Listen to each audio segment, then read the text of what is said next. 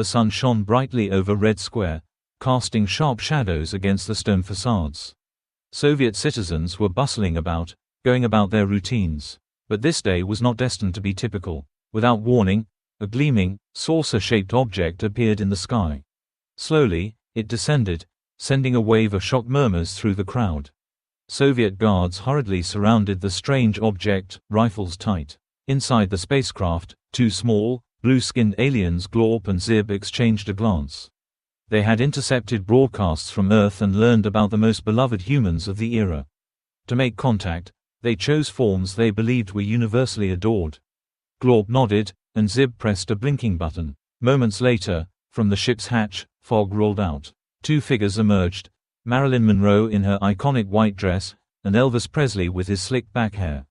They waved at the stunned crowd, oblivious to the perplexed stares. "Hello, Moscow, darlings," said Marilyn, her voice breathy, her smile bright. Elvis swaggered beside her, strumming an invisible guitar. Thank ya very much, comrades." He wiggled his hips, unaware of the aghast expressions of the Soviet guards. General Ivanov, watching from the Kremlin balcony, nearly choked on his tea. "What is this capitalist madness?" he roared, his mustache twitching. The square filled with murmurs. Children gawked, unsure whether to be terrified or delighted. Babushkas shook their heads. Meanwhile, Elvis tried to show a group of soldiers how to dance. "Come on, boys," he grinned, swiveling his hips. "You gotta feel it, comrades."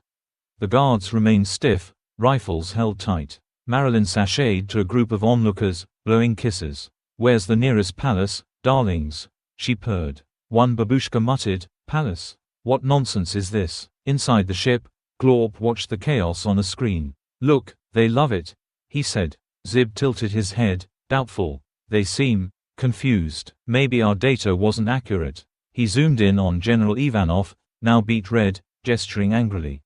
Agent Boris approached Marilyn. "Who sent you? Are you spies?" he stammered. Marilyn giggled, placing her hand on Boris's shoulder. "Oh, sweetheart, we're just here for the sights." Boris blinked, unsure whether to detain her or ask for an autograph.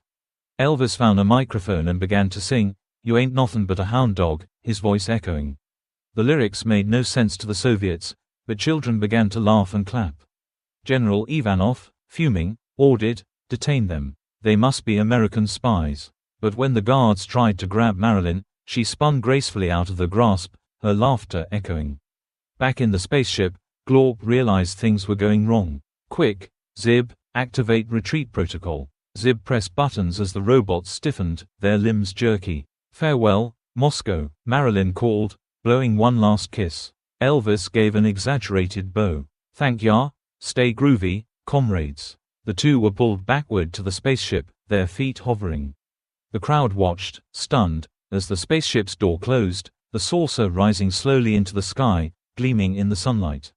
The strange visitors were gone as quickly as they had arrived. General Ivanov stood frozen, his mouth open. Agent Boris approached cautiously, whispering, "What should we report, Comrade General?" Ivanov shook his head. "Report that we repelled an American distraction effort. And tell no one of the dancing." As the saucer disappeared, the people of Moscow began to disperse, chattering about the strange day when American icons appeared in Red Square. Up above, in their ship, Glor and Zib shared a weary look.